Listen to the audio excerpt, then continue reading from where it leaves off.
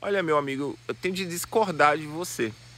Eu não posso literalmente pegar um texto isolado, um versículo como Lucas 9:23 e trazer uma definição de doutrina literal para excluir uma mudança de comportamento de uma pessoa em relação a ela ter vivido a homossexualidade.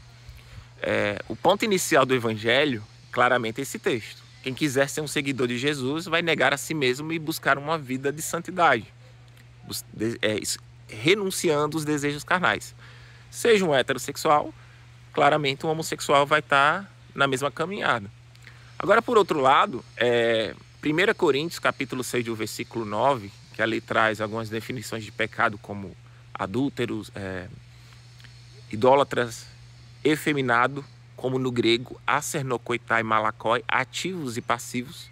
Ou seja, o pecado da homossexualidade seria o ato sexual. Não é você ter um trejeito, às vezes, um pouco afeminado, que seria especificamente um pecado, mas sim o ato sexual, ativo e passivo.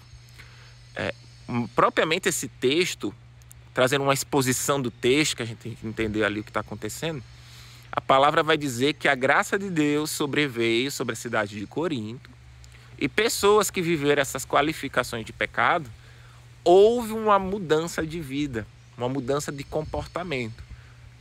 Então, uma pessoa que viveu como adúltero deixou de ser adúltero. Uma pessoa que foi idólatra deixou de ser idólatra. Chegando nos efeminados, pessoas que viveram ali um relacionamento homossexual, mesmo sexo, houve uma mudança de comportamento.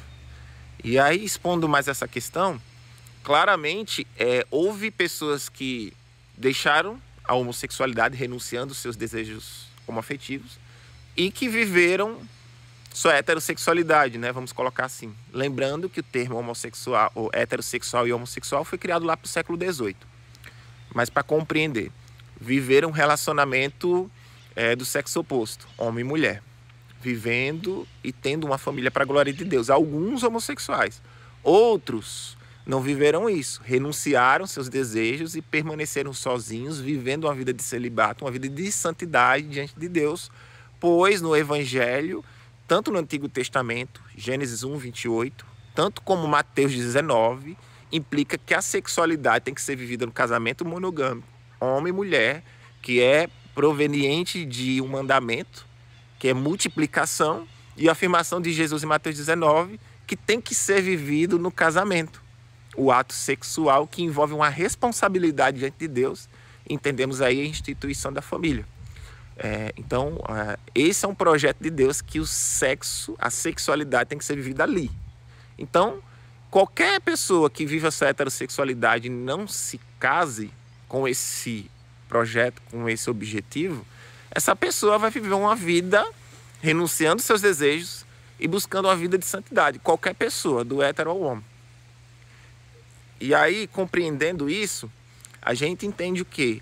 Houve pessoas que foram mudadas, pessoas que deixaram para trás o seu passado, não sentindo mais desejo baseado no seu processo com Deus, e houve outros que até sentem um desejo, mas renunciam esse desejo por amor a Deus e vivendo uma vida de celibato.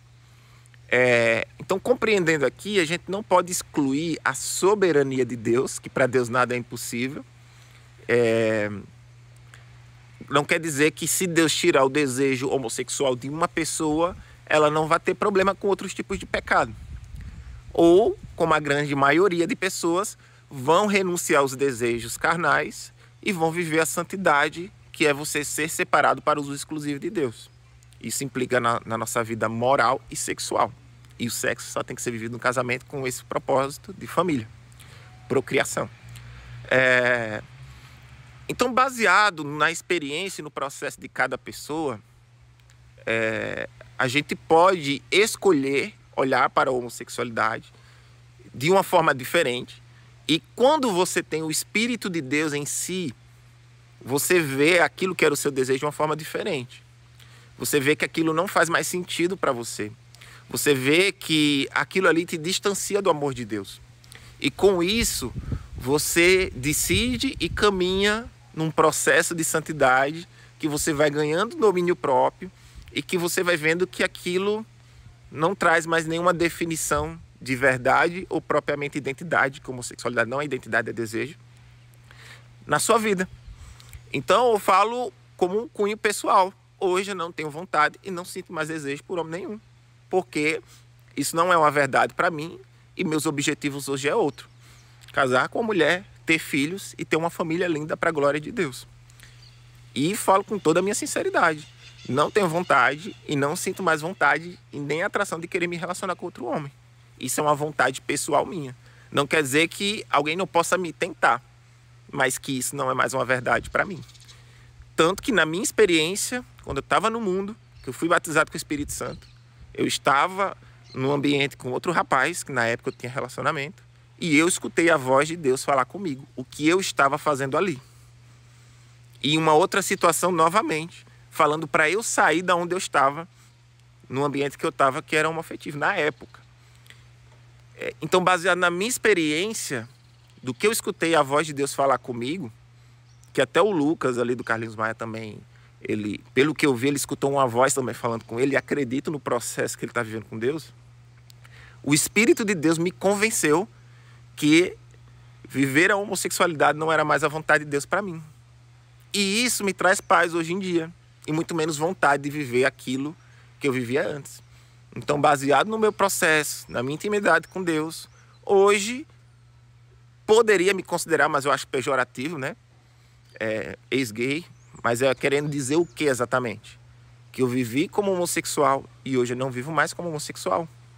Vivo uma mudança de vida e hoje eu sou filho, por meio de Cristo Jesus. Hoje, novamente, vivendo uma nova identidade na pessoa dele. Então, compreendemos o que é quando alguém se define, às vezes, ex-homossexual. É alguém que viveu como homossexual, mas em Cristo não vive mais e vive uma novidade de vida.